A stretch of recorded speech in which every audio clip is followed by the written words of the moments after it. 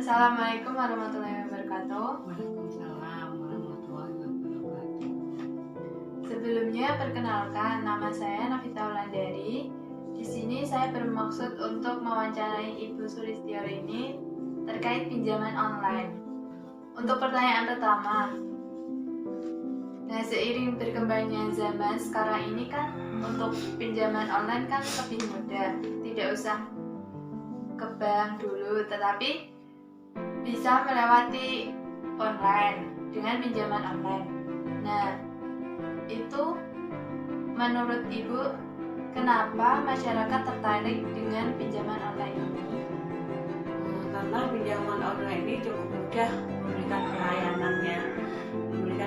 layanan pinjaman uang dibandingkan dengan bank. Kalau di bank kita harus memiliki banyak persyaratan dan harus melengkapi berbagai macam dokumen. Kalau pinjaman online kita bisa cukup foto KTP aja. Namun pinjaman online itu kan ada yang diawasi oleh otoritas jasa keuangan dan ada sekarang banyak yang tidak diawasi oleh otoritas jasa keuangan dan tidak terdaftar di OJK. Nah, itu permasalahan yang terjadi di kasus pinjaman online tersebut bagaimana Ibu kira-kira? Permasalahannya yang pertama biasanya kita menerima bunga yang cukup besar dan hingga ancaman saat meminjam pinjaman online itu. Untuk yang selanjutnya kita bisa dipermalukan apabila dipermalukan dengan cara fotonya disebarkan melalui aplikasi telekomunikasi ke keluarga kita apabila kita telah membayar.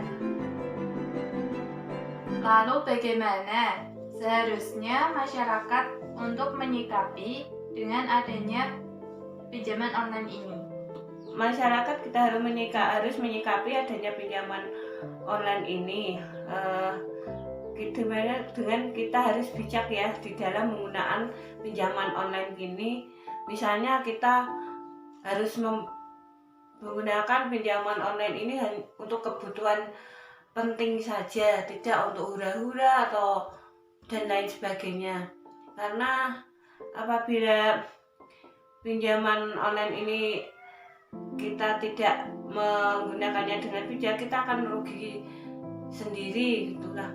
Dan kita juga harus melihat apakah pinjaman online itu diawasi oleh otoritas jasa keuangan atau tidak. Dan kita tidak boleh tergiur dengan berbagai macam tawaran pinjaman yang tidak jelas asal-usulnya. Untuk pemerintah sendiri dan OJK, bagaimana seharusnya peran mereka, OJK dan pemerintah terhadap pinjaman online ilegal ini?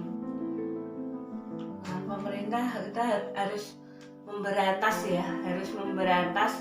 pinjaman online ilegal itu supaya tidak banyak masyarakat yang menjadi korban pinjaman online ilegal, dan juga harus menutup pinjaman online ilegal dan diproses secara hukum. Dan pemerintah bisa memberikan edukasi kepada masyarakat terkait bahaya pinjaman online ilegal. Baik, terima kasih untuk waktunya Ibu. Iya, sama-sama.